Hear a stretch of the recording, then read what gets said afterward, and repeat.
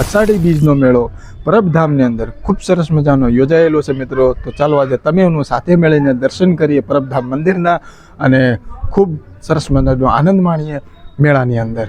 તો ચાલો જઈએ.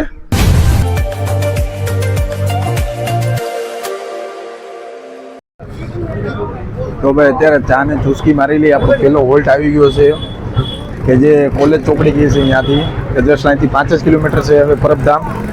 સામે પેલી જગ્યાએ તમે જોઈ શકો ગેટ છે આપણા પરબનો કે અત્યારે હોલ્ડ કર્યું છે અહીંયા, કારણ કે અહીંયા ખૂબ મોટી સંખ્યામાં લોકોનો એટલું બધું ભાઈ ભક્તો છે કે આપણે ચા મળી મુશ્કેલ છે. તો ચા અહીંયા પીને પછી જઈશું આપણે પરબની અંદર.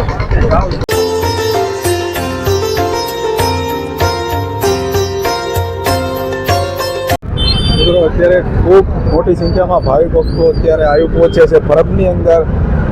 જોઈ શકો છો કે કાલનો જે સમય હતો એ સમયમાં તો ટ્રાફિક ઓછી હતી, પણ આજના સમયમાં ખૂબ મોટી સંખ્યામાં ભાવિ ભક્તો આવી પહોંચ્યા છે પરબધામની અંદર. બંધ કરાવી તો મજા આવે.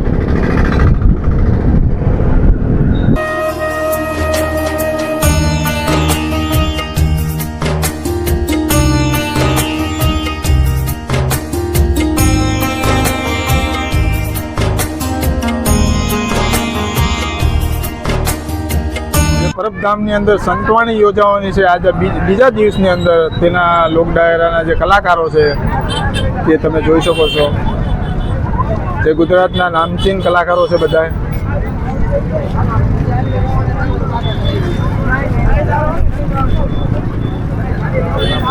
ખડે પગે છે ભાઈ સેવા માટે, અને એટલા માટે કે ભાઈ કોઈ પણ પ્રકારની પરબધામની અંદર કોઈ જાનહાનિ ન થાય અને કોઈ પણ જાતની છેડતી ન થાય તે બદલ પોલીસ કર્મી છે ભાઈ અહીંયા તેના ખૂબ સરસ મજાનું કાર્ય છે મિત્રો.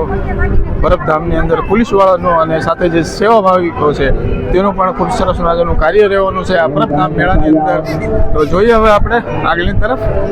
ગુજરાતની અંદર આ જે પરબધામનો જે મેળો છે અષાઢી બીજનો, તે કહેવામાં આવે છે ગુજરાતની અંદર 4થા નંબરનો મેળો છે ભાઈ, કે ખૂબ મોટી સંખ્યામાં લોકો આવે છે. જેમ કે પહેલા નંબરે આપણે શિવરાત્રી જુનાગઢ થઈ ગઈ અને 4થા નંબરે આપણે આ પરબનો મેળો.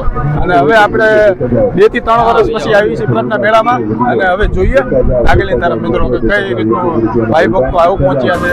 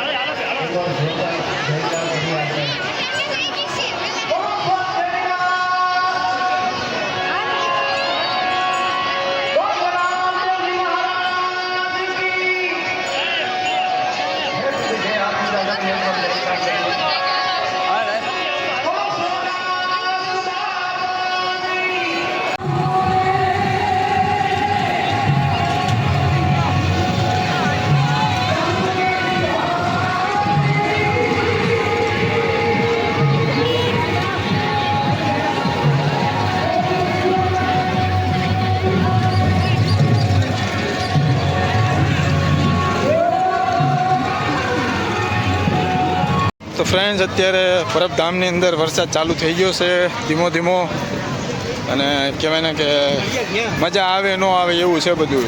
થોડી વાર વરસાદ રહી જાય, થોડી વાર આવી જાય. હવે થોડી વારમાં આપણે જઈશું આપણે જ્યાં ભોજનાલય છે તે તરફ.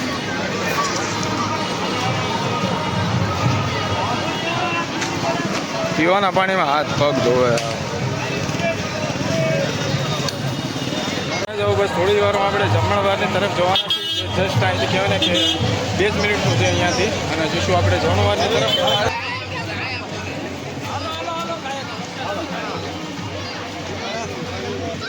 તો ફ્રેન્ડ્સ આપણે અત્યારે આવી પહોંચ્યા છીએ ભોજનાલયની તરફ.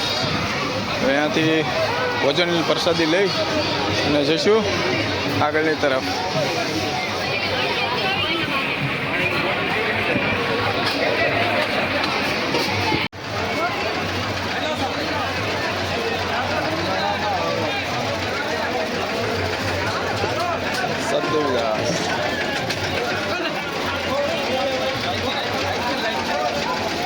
ભાઈ આપણા સબસ્ક્રાઈબર મળી ગયા છે. ભાઈ કઈ બાજુથી આવો? રાજકોટથી ભાઈ. તો આપણા મોસ્ટલી ગુરુ રોબિન બ્લોગની અંદર રાજકોટના સબસ્ક્રાઈબર વધારે છે. વિડીયો જોજો ભાઈ. ભાઈ વિડીયો પણ જોવો છે. અને ભાઈ પરમના મેળામાં આવ્યા, આપણે ભાળી ગયા તો કીધું કે ભાઈ અમને પણ બ્લોગમાં લઈ લો. મેં ચાલો તમે પણ આવી જાઓ. ભવ્યથી અતિ ભવ્ય વિશાળ જગ્યા છે ભાઈ પરબધામની અંદર. ખૂબ સરસ મજાનું ગાર્ડન છે મિત્રો અહીંયા. અને હવે આપણે જઈશું મંદિરની તરફ. તો કે એક્ઝેક્ટ આપણી સામે મંદિર શ્રી સતદેવીદાસ અમર દેવીદાસના દર્શન થઈ ગયા છે મિત્રો. અને હવે આપણે જઈએ મંદિરની તરફ.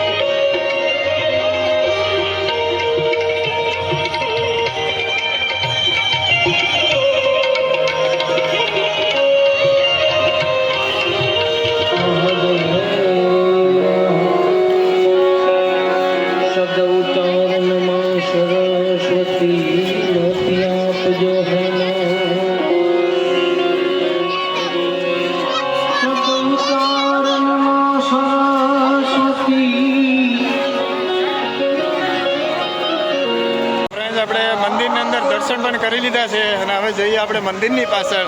એ પણ તમને બતાવી દઉં કે ભાઈ અહીંયા જે કુંડ છે, જે સ્તંભ છે, તેનું રહસ્ય શું છે હવે આપણે જોઈશું જસ્ટ થોડી જ વારમાં. હવે જઈએ આપણે મંદિરની બેક સાઈડ અને એ પણ તમને બતાવી દઈશું. તો આવી ગયા છે આપણે મંદિરની પાછળ ફ્રેન્ડ્સ. ખૂબ સરસ મજાનું મંદિર બનાવવામાં આવ્યું છે પરબધામની અંદર. સતદેવીદાસ અમર દેવીદાસ.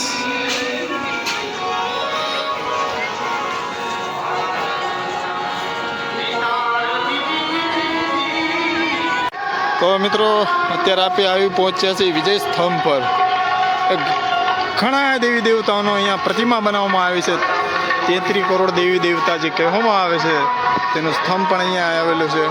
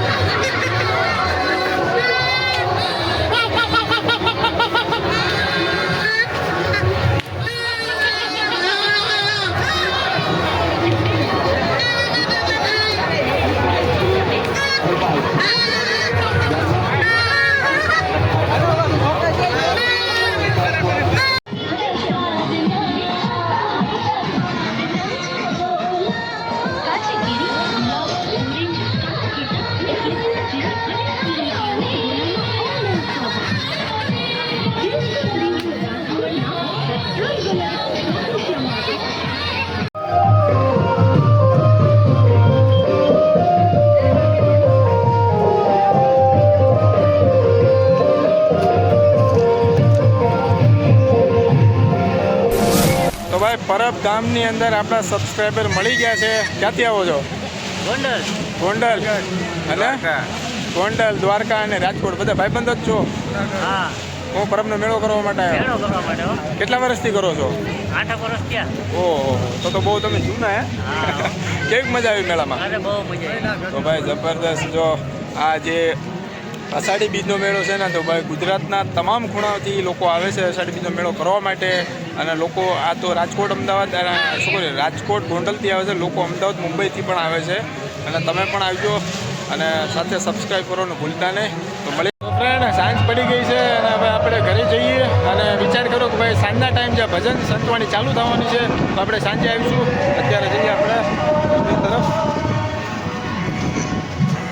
અને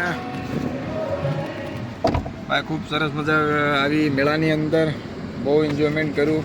અને મેળો પણ આપણો ખૂબ સરસ મજાનું થઈ ગયો. કેમ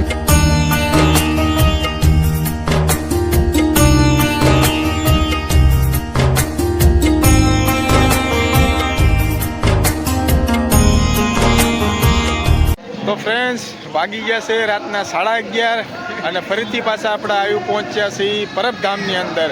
કે ફક્ત જે લોક ડાયરો યોજાવાનો છે તેનું મનોરંજન માણવા માટે આપણે પહોંચી ગયા છે પરબધામની અંદર. અને અહીંથી સીધા આપણે જઈશું લોક ડાયરા તરફ. તો વિડીયોમાં બના રહેજો. તમને પણ બતાવો ભાઈ ગુજરાતના ક્યાં નામી અનામી કલાકારો આવ્યા છે. તો ચાલો જઈએ લોક ડાયરા તરફ.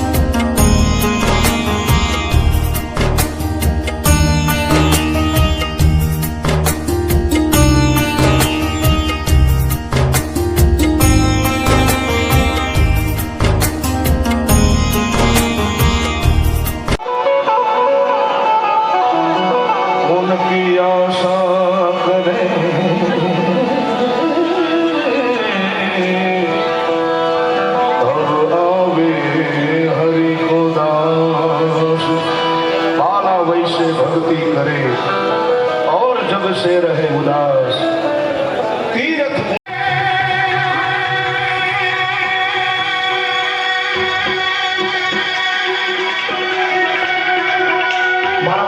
સાનિધ્યમાં બેઠા છે આપણે. આપણો પડકારો મોરો ન હોવો જોઈએ યાર. કારણ સોરઠ ધરા જગ જૂની જૂનો ગઢ ગિરનાર હાવદના હેજરતી રેવા નમણા નરને નાર. એટલે જ્યાં મોજા હોય ત્યાં મારા બાપ આપણો પડકારો કરો. અમને આને નાવે મિત્રો કરસનદા બાપુ અત્યારે તમે જોઈ રહ્યા છો મંદિરની તરફ જાય છે. અત્યારે